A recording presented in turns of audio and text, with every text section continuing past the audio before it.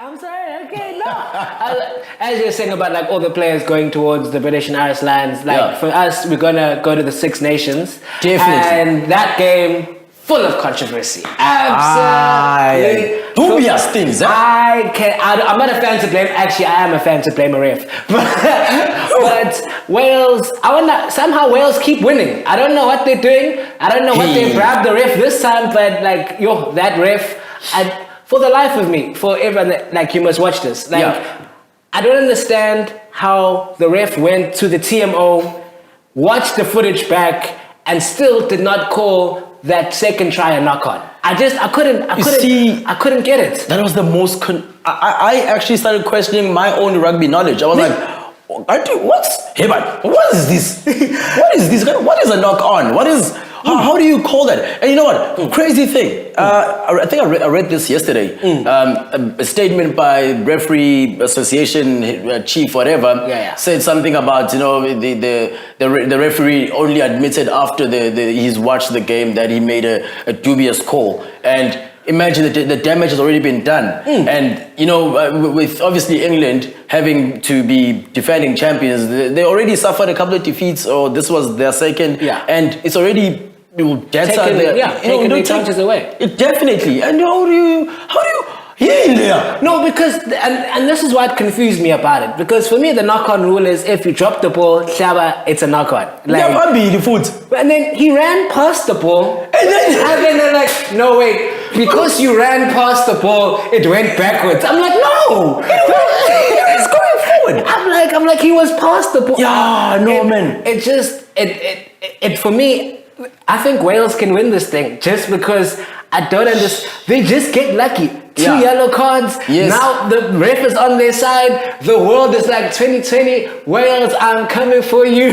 No, But even although that happened, I will say that Wales deserved to win the game. Like I don't think I saw, like I said in the previous week, I never saw again enough from England to justify them winning. Like their forwards, they were strong. Again, the backline, I just never felt like there was any, like, Farrell was trying, but then it wasn't working. Chief. Ben Youngs was doing a thing, but then I felt like Wales capitalized on the opportunities because I remember all of the tries came from like penalty situations.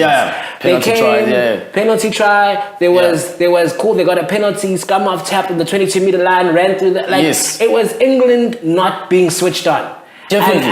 And that's why I'm like, cool. The dubious call was a thing. But Wales, for the past 3 games, I've seen them.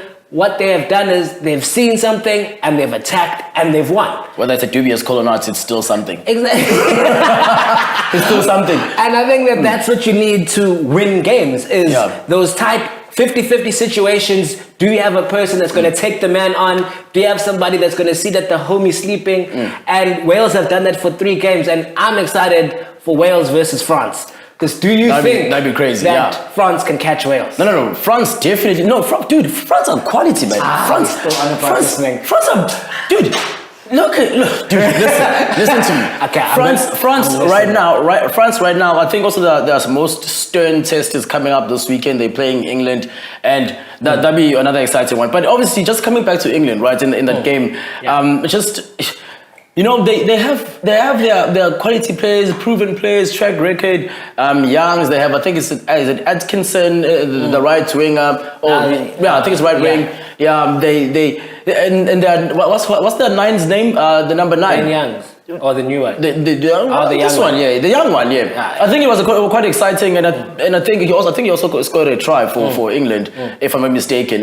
But however, they don't seem like a team that got to a final, a Rugby World Cup final. It's Namibia in the Six Nations. It's like they're adding numbers. The only time they can get a couple of points when you're playing Italy. Italy they are the Namibia of the Six Nations. And you look at that, and I'm thinking of Eddie Jones being this coach who and who's experienced and who's sort of like seen it all, and having to coach a side that looks like they have no heart and nothing. You have your Murray Itoje, you have your Owen Farrell, you have all these guys, but still you are unable to do the most basic things. I mean, Wales dominated from the onset. 3 minutes in, 10 minutes in, they were had there. it covered. They had it covered. Okay, forget about the dubious calls and everything. However, for them to have that is just because they were on the front foot. They were in their 22. They were attacking, and a lot of fouls committed by England. Wales capitalized. They kicked the ball to the far side. I saw Owen Farrell waiting for the guy to come down to try and tackle him. I mean, that is weird. You know, that is weird. For someone who cheats like that, you'd expect he would cheat and do something better. But icon. So yeah, I mean, look, England, for me, like I did say, that I don't give him a chance this time around. I'm still sticking with France, and it should be an exciting one. We'll talk about that one later. But it's been great to see, you know, like Wales, Pivac there, you know, he's doing something. It's exciting.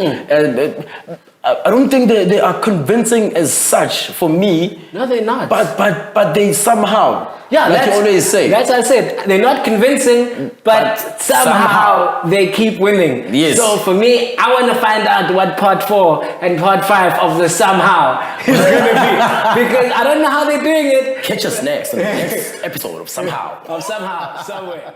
Yeah.